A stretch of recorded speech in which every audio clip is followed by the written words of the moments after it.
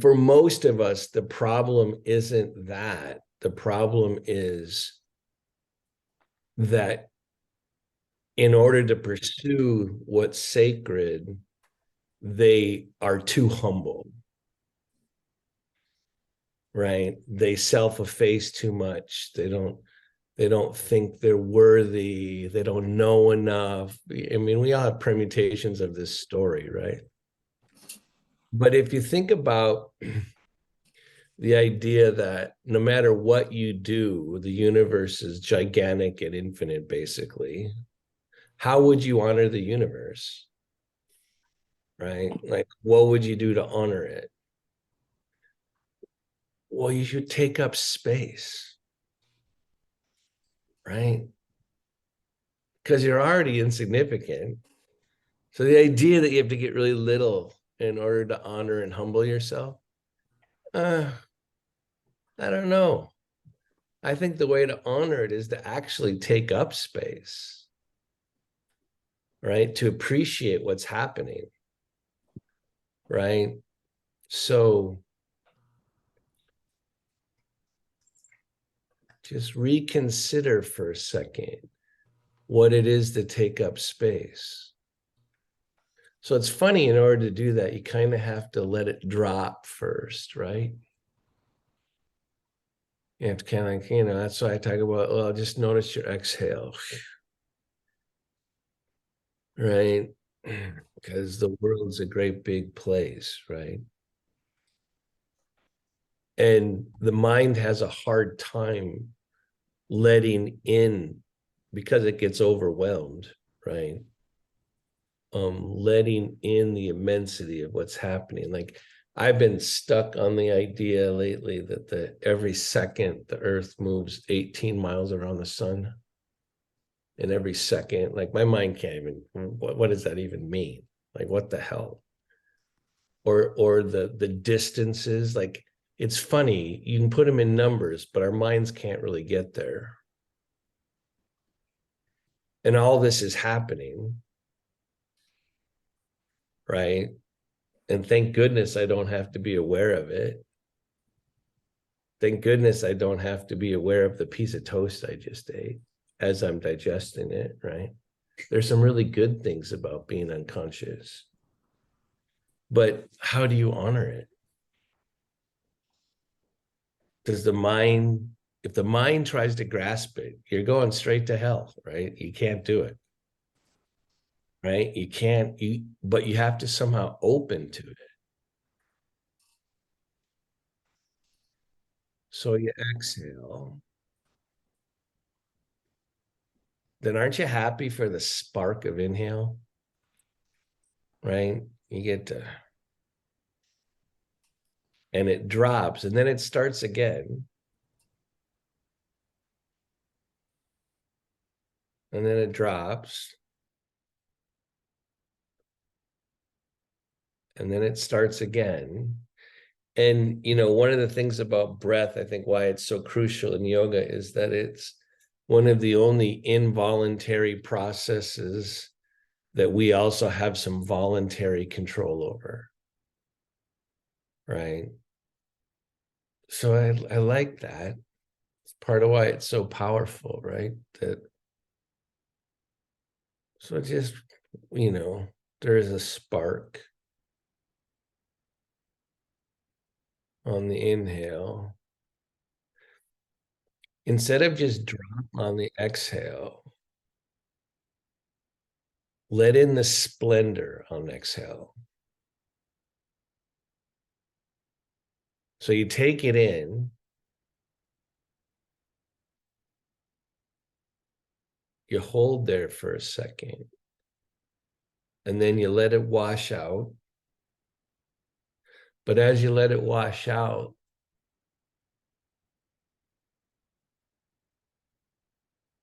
work on appreciation.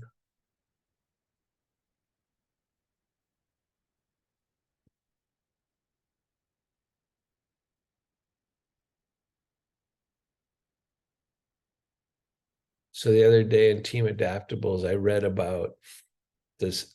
I read out of my book about the sensation of loss, that too often we think of it as a blank screen on a screen.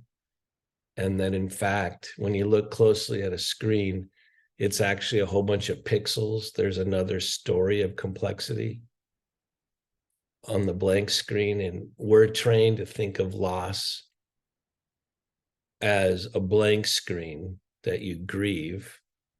But once you get by the grieving, maybe there's a whole other story waiting for you.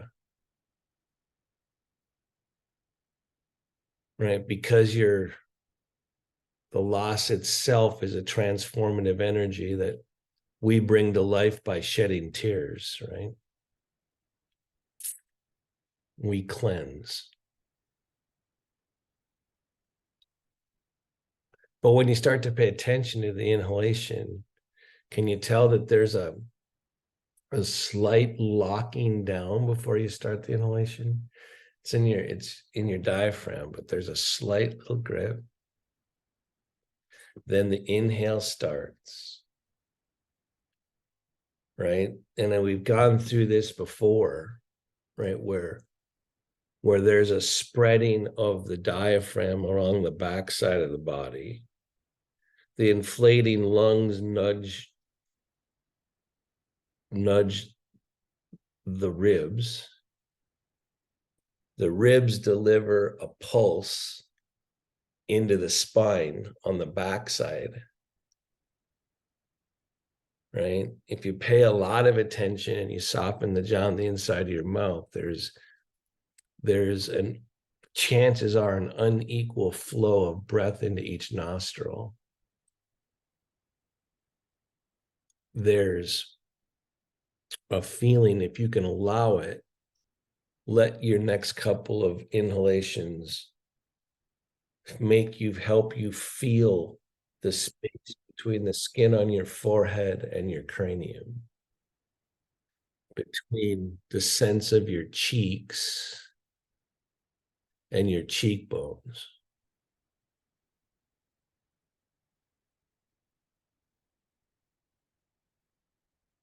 If you try to do this stuff, you're never going to be able to do it. But the practice of breathing into your face, it's an intense practice. All this is happening at the same time as there's a slight grip, there's the inflation of the lungs, there's a delivery of breath from the ribs into your spine. There's a story of pixels in what just feels like being empty and becoming full. So your inhalation fills it up, right? And at the end of exhalation, when you go out, you feel empty. Try it this way. Inhale, and then hold your breath slightly at the top of your inhalation. And watch how the staticness, there's an emptiness there. And then thank goodness you could let it wash out. Exhale. And then the inhale fills it up again. And there's still a story of pixels, all the happenings of your breath. And the earth is going 18 miles every second. And all this is happening.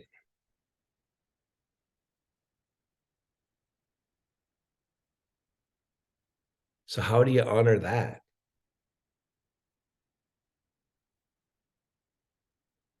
So Patanjali is going to say, you got to quiet down your mind. You have to allow for stuff. You thought you were just breathing this morning. I don't think so. How do you take up space?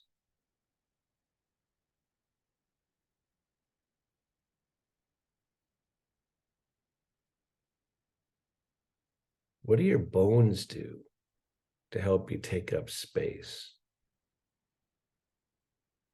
Not just your breath now.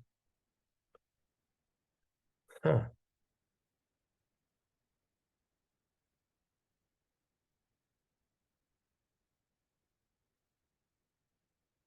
So then this teacher tells me, oh no, your bones deliver prana better than your muscles, ligaments, and tendons.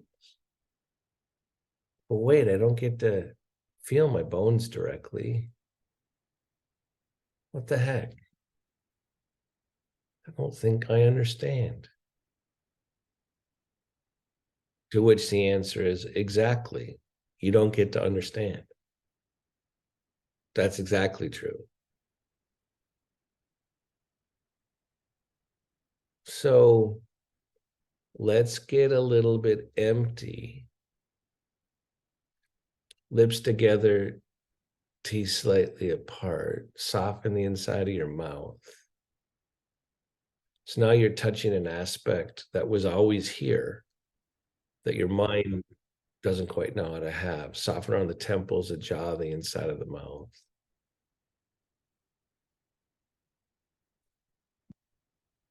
The spark, the core channel, ground your sitting bones and let it rise. Remember, I was talking a couple months ago about the lower part of the brain descending and meeting the rise.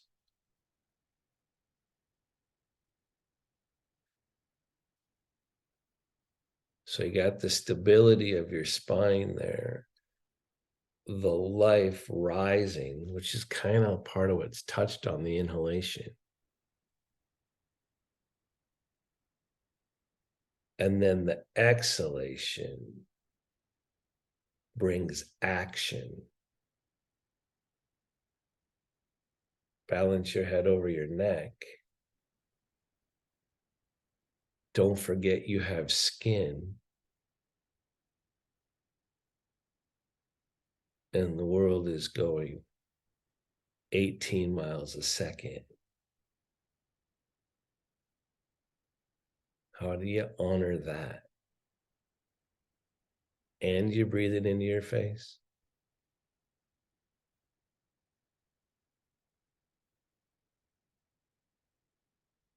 There's a certain point where all you can do is smile.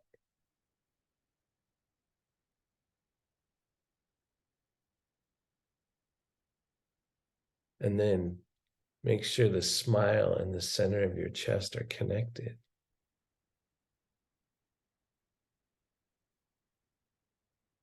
Let go of your day. Prepare your mind to do yoga.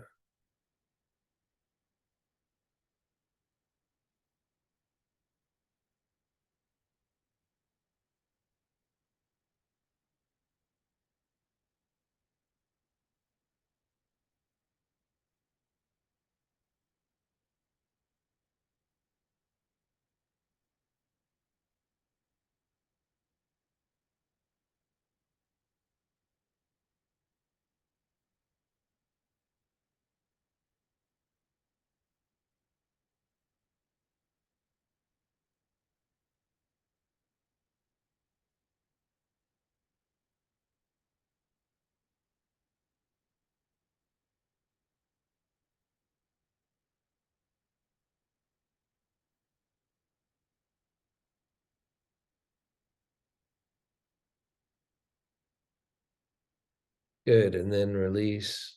Sternum up towards your chin. Chin down over your sternum. One of the three basic ways to line up your energy, your nadis, right? So please study this.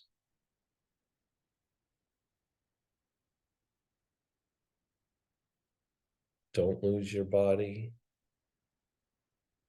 Don't get caught in how hard you're lifting your chest.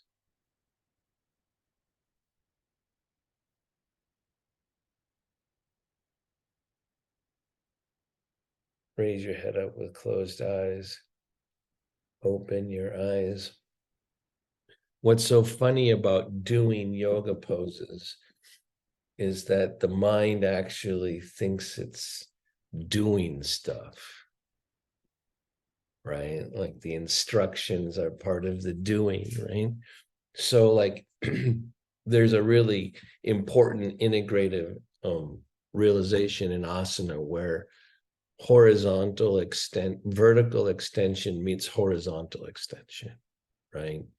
When you can do that, something happens. You get both connected to the earth and you rise towards the sky, right? So we tell, and you've been hearing this for days. We make it like, let's make it seem like it's physical, right? So hit down through your sitting bones, extend from your inner groin to your inner knee to your inner heel, right? Lift your chest. So that's more vertical. Now add horizontal. So we give things like broaden across your collarbones, right? As we tell it, like we'll do this in twists, right? Lift iron the collarbone, whatever. But you're trying to get, but what happens as soon as you start to do that, you forget the vertical, right?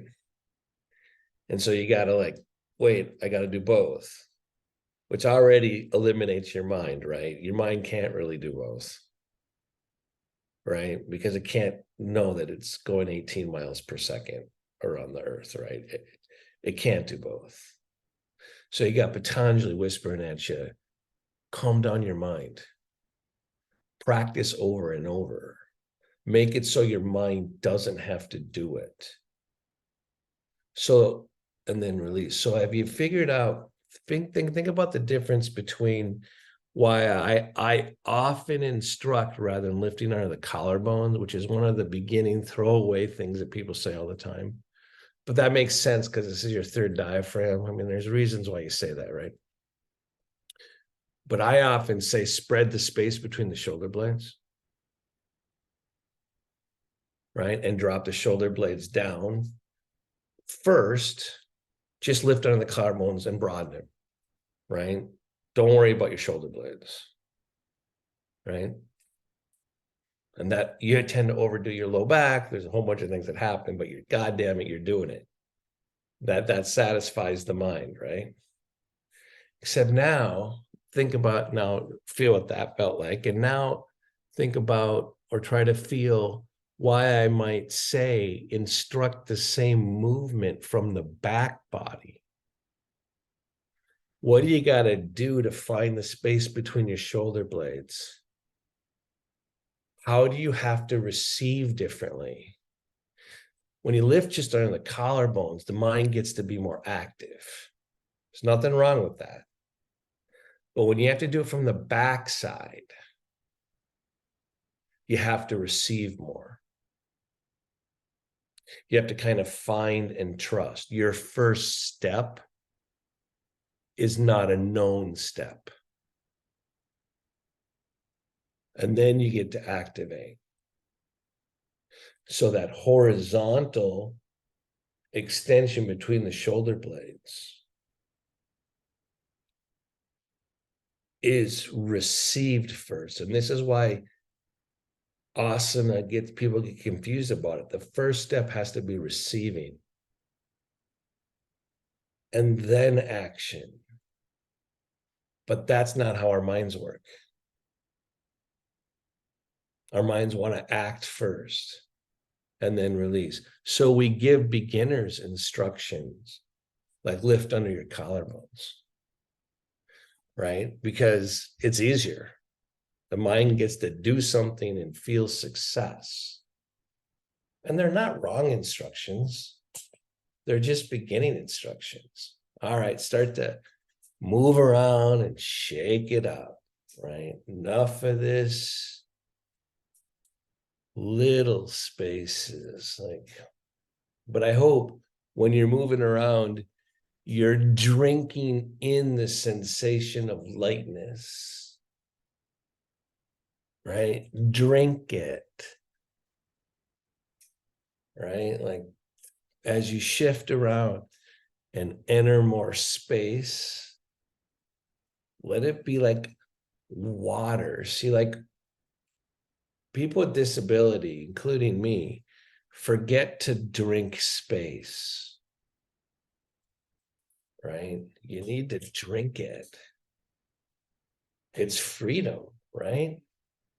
But can you have space and still have boundary? You don't want to disassociate. See, the mind will I'm taking my legs wide now. The mind will disassociate in order to realize space, right?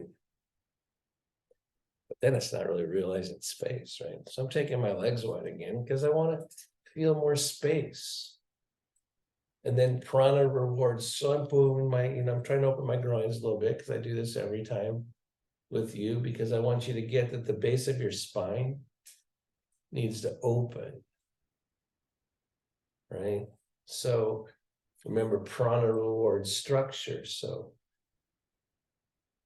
feel where your tailbone is, and then where your each knee is, and make that a triangle. And then shift gravity over the triangle, right? So you're trying to, when I see the triangle, I have to do it from the space behind my eyes. I don't know about you, right? Maybe you can actively get your mind there. No, I have to practice pratyahara in order to see a triangle like that. And then I'm moving, I'm changing gravity through that triangle and leaning forward. And then I'm going to add the lift in my chest, which is kind of like the spark of inhalation, right? But now we're doing it without focusing on breath. Triangle, forward, lift, right? Remember, the body breathes, not just your lungs, right? So you're moving in. So if you can't feel, like I can't feel my legs in the same way I can my arms. So I have to go to a place where I allow it to be there. And then I change gravity and feel it. But it's because I allowed it first, right? Which the mind has a hard time doing, right? So I'm just going back and forth, and I'm going to again shift gravity. Oh, well, my groins are tight. I can tell this, right? It's kind of, I'm glad I know stuff like that. Some days are just not as open as others. So I'm going to hang here a little bit, make sure. I'm doing a little bit of pumping here, kind of like back and forth, using a little bit of rhythm to shake it up, right? I'm trying to wake up my legs by shaking my spine, right? So I'm going to lift my chest a little bit and get it, right? And then I'm going to try to make it even more sensual. Oh, like, well, I kind of like that. If I try to slow it down and make it even more felt, not just a movement, because your mind's going to make it a movement first, right? But if I let the body lead, I can make it more sensual, right? And actually, I like it more sensual, right? Well, I can just throw back and forth as if it were a movement, right? And there's nothing wrong with that. All right, and then of course, let's take up space. Don't forget the Earth's going 18 miles in that last second. As soon as you took your arm up, there was a connection to the opposite leg and hip and foot, right? And it was instantaneous, right? Ooh, I'm not as grounded on this side. I'm going to push harder out of my femur bone because I can tell I'm not as grounded, right? So as I move, the inner light changes. you can get changes in gravity to be correlated to movements in the inner light of your body, you've done something really good, right? You mean all this is happening if you study the story of pixels? I can tell you, I wouldn't feel this nearly as much if I weren't paralyzed. Right? I wouldn't notice this. I feel bad for the poor fucks that aren't disabled. Right? They think they're in charge of shit and they're so not. Did I drop an F-bomb? I apologize. I've been thinking about Jack Kerouac on the road. They don't even notice the bats, the poor fucks. You know that line in Jack in On the Road? All right, so my hands are forward and I'm gonna do a combination of things. Put your hands either on your thighs or on the table in front of you. And as soon as you start to spread your palms, spread the center of your chest.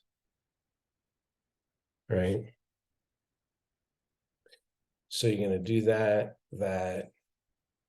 And then if you're paying attention, it actually made you connect to your sitting bones and to the bottoms of your feet, because the earth is traveling at 18 miles every second.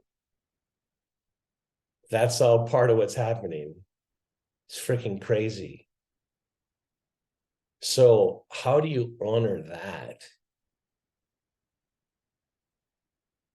All I can do is smile. Make space for it. Aren't you happy there are things you don't need to know? I'm really happy about that. Right? Hands together. But now, instead of the hands together, whatever you're doing with your hands, I want you to pay more attention to your elbows, either on your thighs or on the table. Right? So we're actually practicing part of the space. And if you can interlock your fingers, do that. We're actually practicing the base of headstand.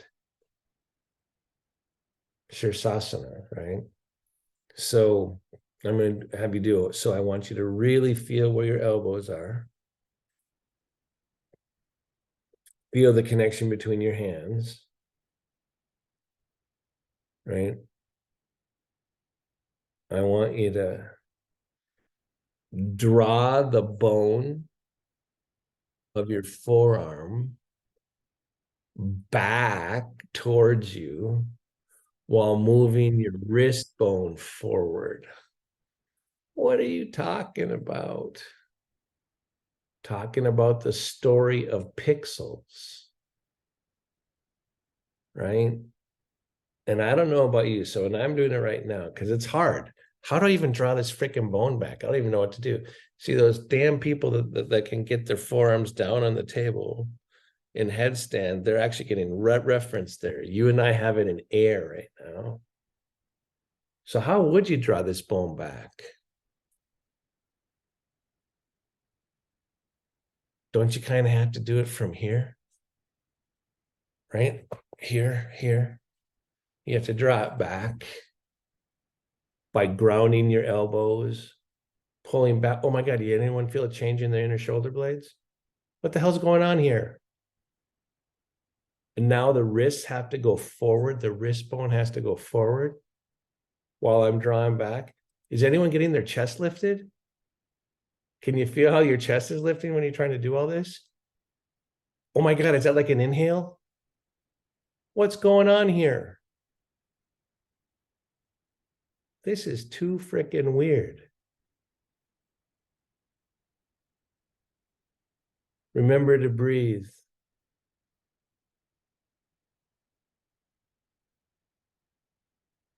Is anyone working really hard right now? I'm working really hard. My arms are working to do this. And when I do it, I feel my legs more. What? Good. And then release. And notice when it collapses, right? Sometimes yoga kind of bums me out. Takes so much damn focus, right? I'd rather be in the collapse state, the lollygagging state. Did anyone get any of this space? Did you feel anything? Did you just nod your head? Did you get all the whole body started to light up? All you can do is freaking smile when shit like that happens, right? Like, what? We'll try it again. I'm going to try to do it again. All these things, elbows down, triangle, not unlike the triangle from your tailbone to your knees, but let's not talk about that now. That's a little too much, right? Now we're going to add, we're going to add putting the webs of your fingers into each other. If you're able to interlock your fingers, the webs of your fingers into each other, right? Drawing the bone towards you of your forearm, wrists away from you, chest starts to lift, ground your sitting bones, and open your legs. Breathe.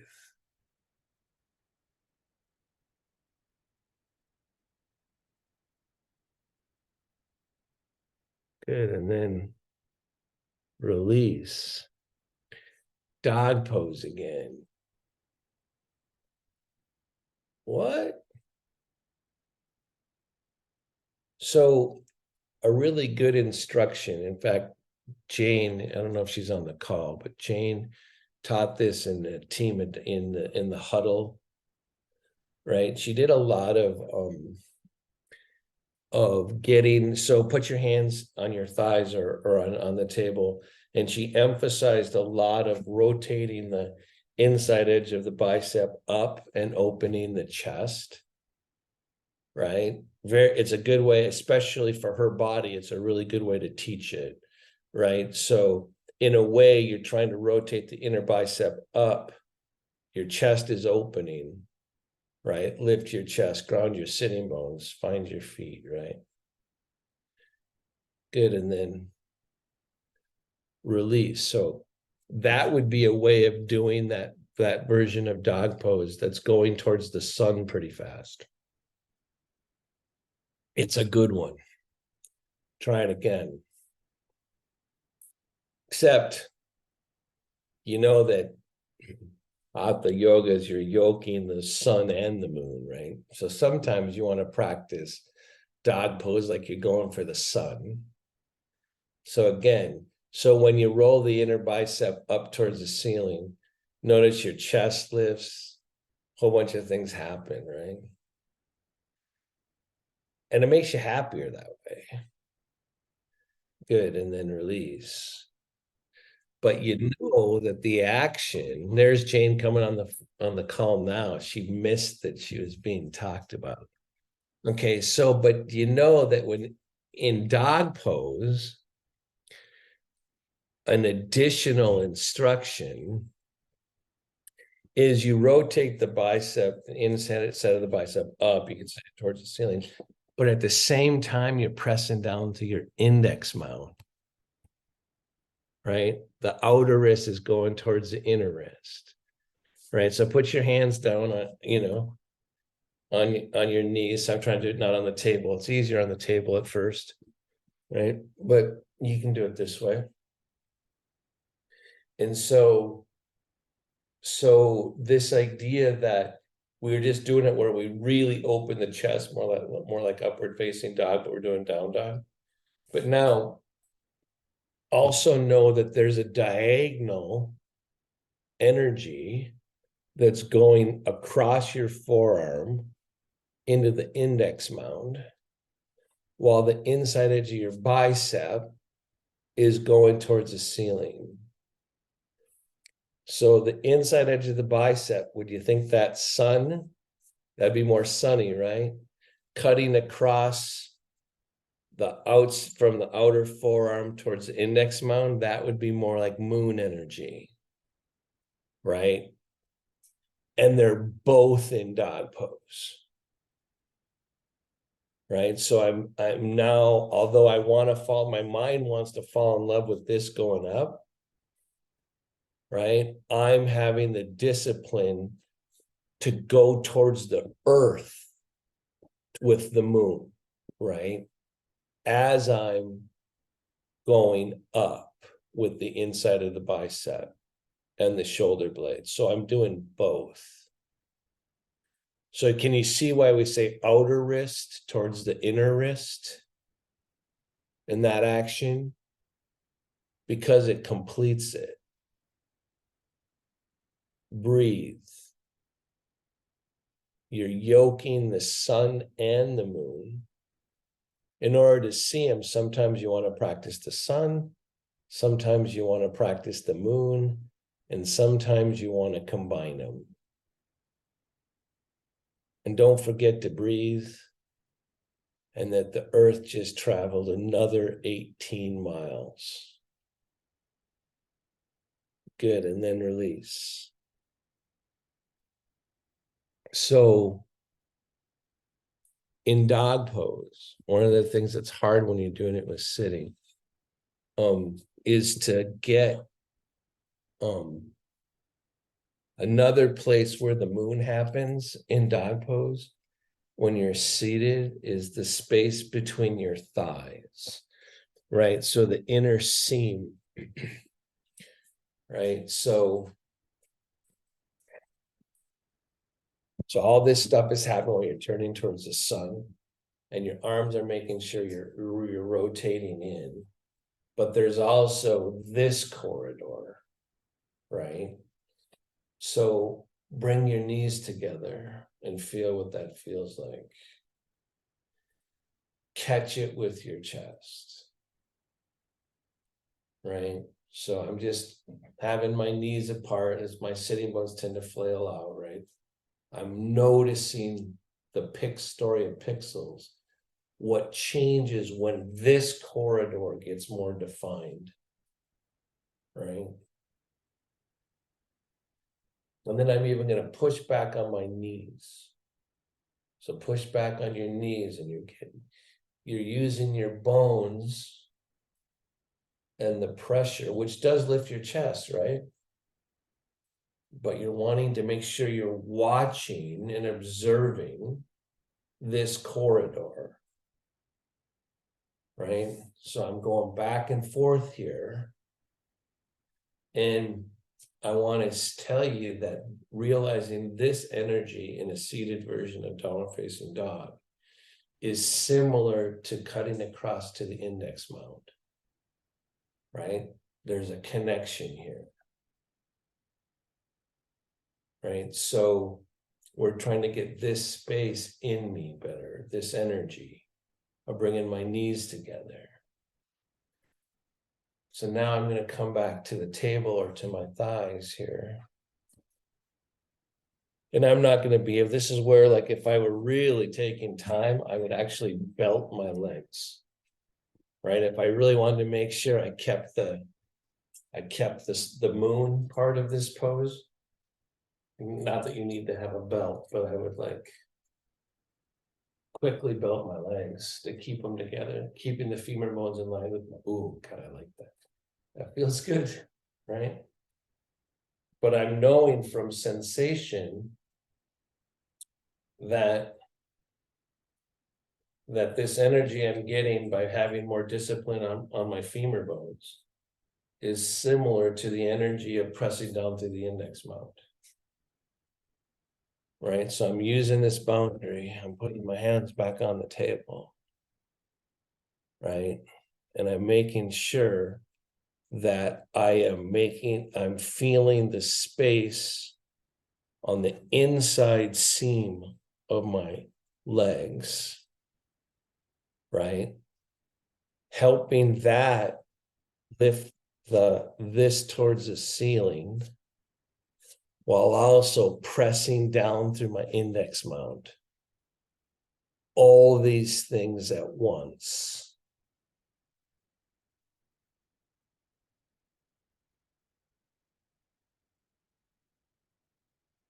Then I'm going to go even farther down and look down rather than up, right?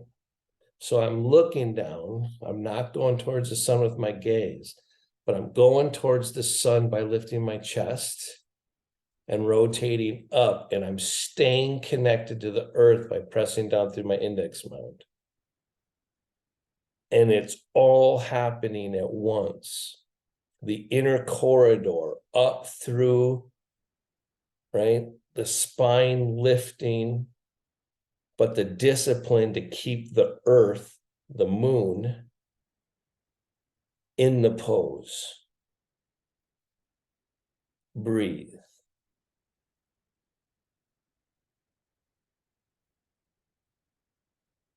Good, and then release. Is this making sense to anybody? The different qualities of energy? Someone nod or shake their head. Right? This is all part of the happening. Right? They're analogous to this in every single pose. You're literally trying to yoke two different energies, right? All right. So, but the same thing happens. So I'm going to unbelt my legs, right? Because I don't want it right now, what I'm about to do. Take your knees apart. So when you're doing something that's got more obvious sun to it, how do you make the moon still be in your pose? Right? Because the mind's going to want to go towards the sun. Right? That's great. Right? But I got to figure out how to keep the moon. Right? This is why you practice stuff. So I'm going to take my legs apart again. And here comes the sun in my face.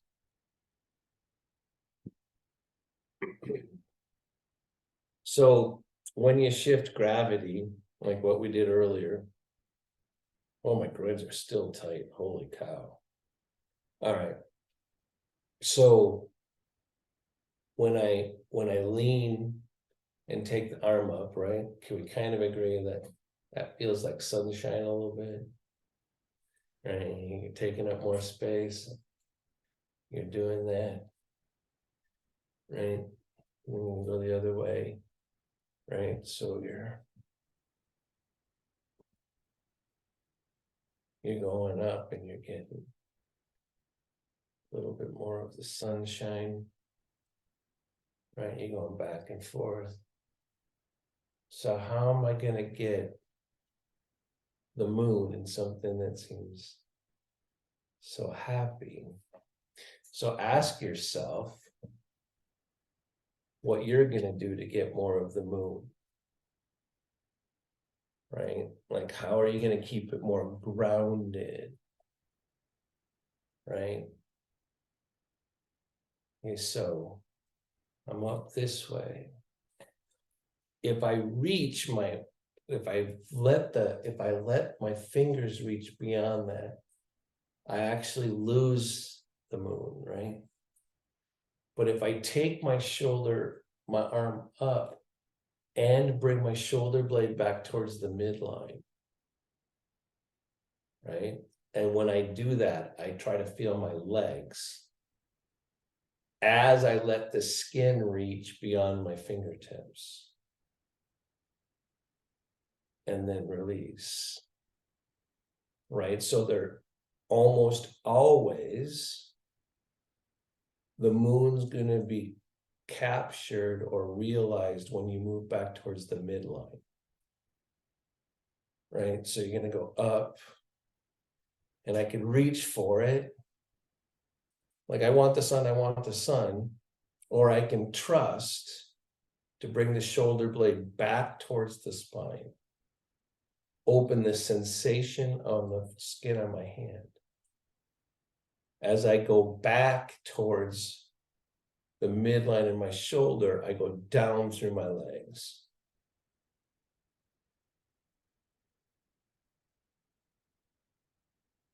Good, and then release. So I'm trying to draw an analogy between doing something like that and pressing down through the index mountain dog pose. First side again.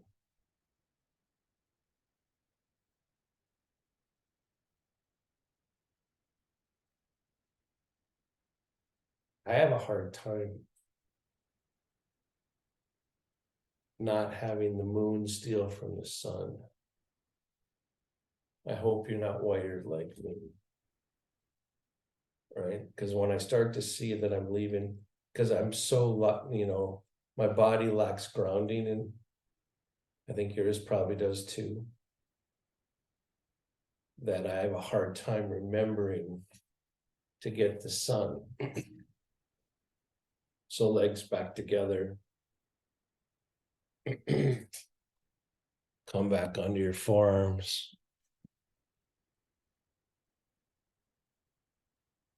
Feel your elbows.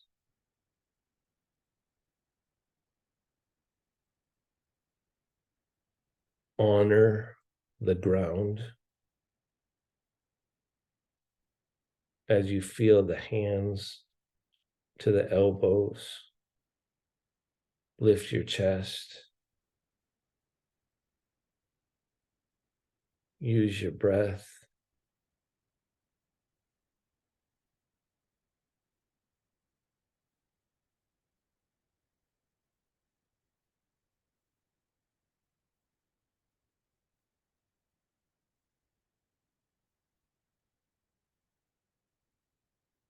Good, and then release. Take your right arm up.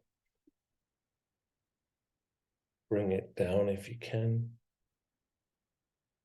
Yeah. However you can do it. If you need to support it, that's fine. Reach for the sun by extending from the armpit up to the elbow. Drop the shoulder blade down simultaneously so you keep the moon, but don't lose this. Oh no. Bring the forearm down, the wrist up.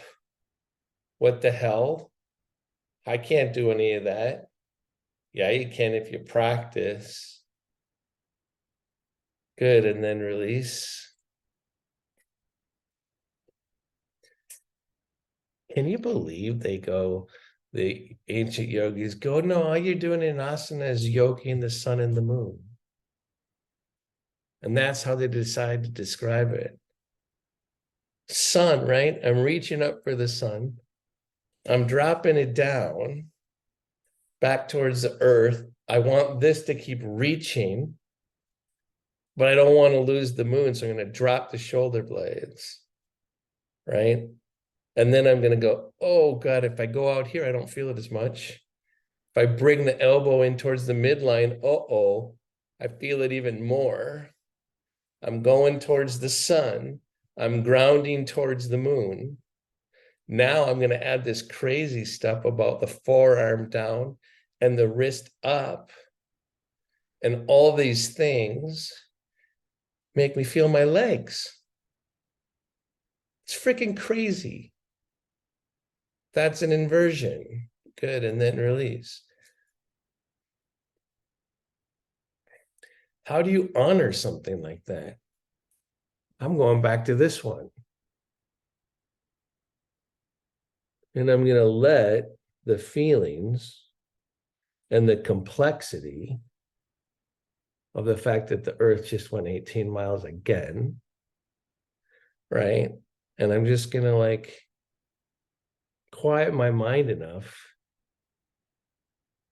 and smile and go, holy shit. I can't believe it. I'm going to breathe. I got air going more into my right part of my rib cage than my left. Maybe I'll adjust that to honor it. Maybe I'll fill my vessel to honor. I'll try to let the light of consciousness spread in order to honor and use my breath.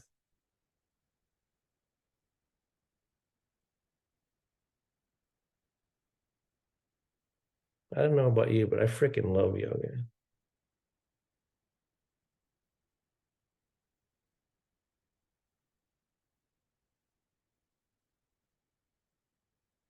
Just because I want to take that honoring energy and bring it into a twist. So now, outside of your leg, other hand behind you. So isn't it almost comic to say inhale, lift up, exhale, lift under your collarbone, the spread across your collarbones? You missed the whole point. That instruction is so freaking lame, but it's good for a beginner. But lifting on the collarbones too hard, you lose the moon, right? So you make sure as you're twisting here that you keep the shoulder blades down, you spread them, you find the inner corridor through your legs. Then you lift under the collarbones towards the sun. Inhale, lift up, exhale, revolve. And you're making the tube of toothpaste a little bit tighter and smaller so it squirts towards the earth and towards the sun. Good, and then release.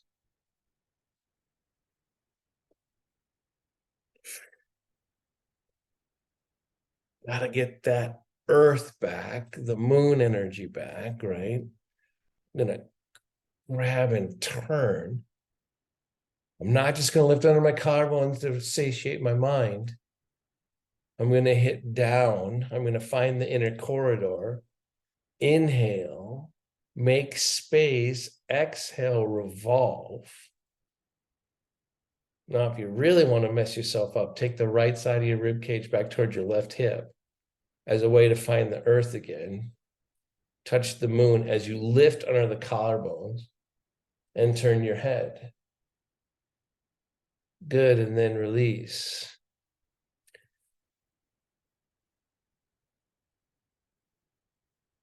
The hell? Sun and moon. That's monkey talk, except it's true. So I'm going to ground here for a second. So I'm leaning forward. You can do however you do it. I'm leaning forward with my forearms on the table. And rather than just collapse, I'm going to honor by gently lifting my sternum.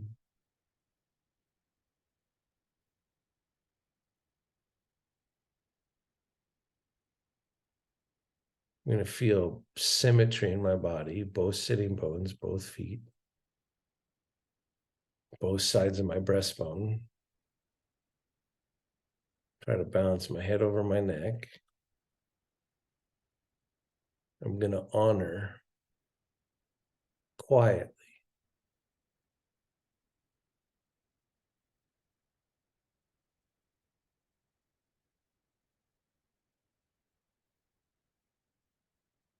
And then I'm going to submit. I'm going to sit back in my chair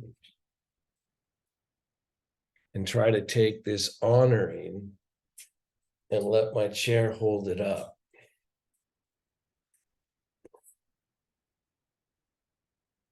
You fall towards the earth so you can rise.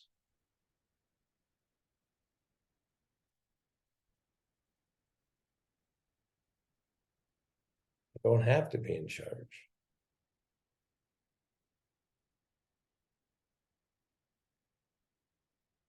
Soften the jaw around the temples, the inside of the mouth.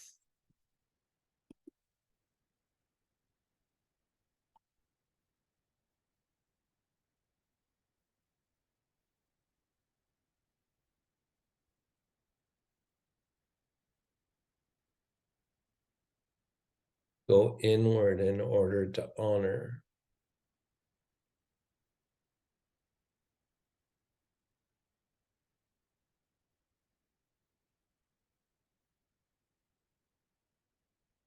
Be part of the whole room.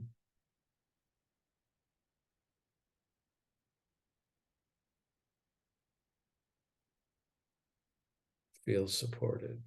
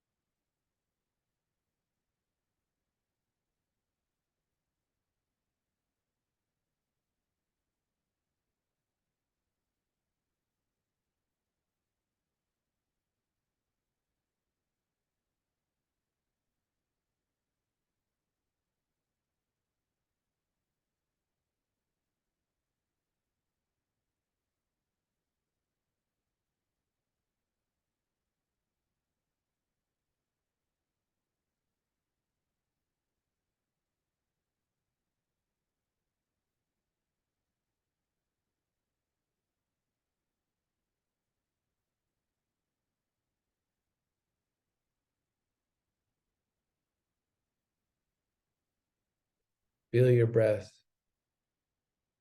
Don't change it.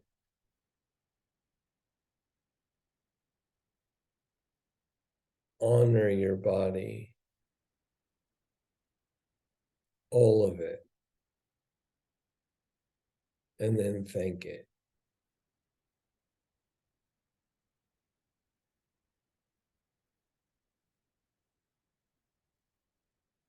Thank it again. It solved the problem of living.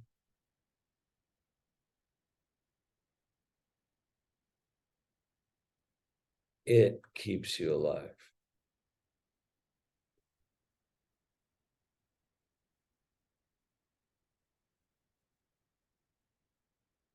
Start to bring yourself back. Deeper inhalation, longer exhalation.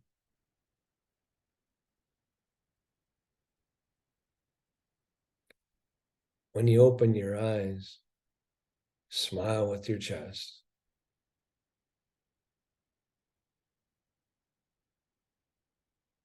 There's work to be done.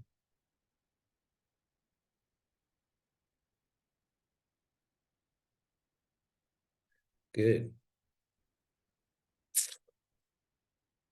All right. Well, namaste. Spirit in me bows the spirit in you.